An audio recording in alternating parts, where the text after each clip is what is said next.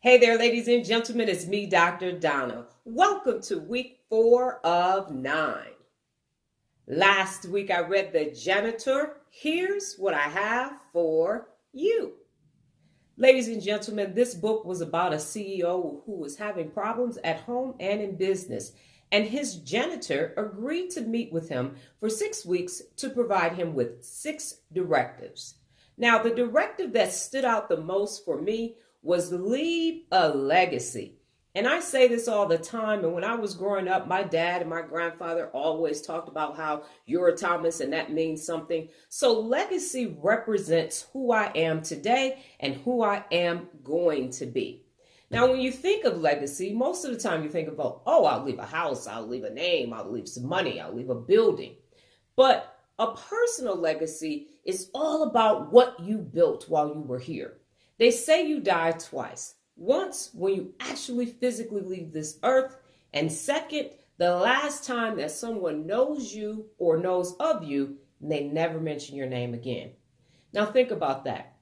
There are millions and millions of people who have passed, and we don't know who they are. We never met them. We don't know their legacy. And then there are people who we feel like we know that we never met, and they passed long before we were ever born. And what does that mean? That means that they left a legacy. So as you are building your life and you are consuming things and you have your living trust and your will and you're going to leave life insurance and a house and a car and all of these other things to your family and friends, what will your legacy be? There is a proverb that says, society benefits when older people plant trees under which they will never sit. Think about that as you're going about your day and as you're building your life.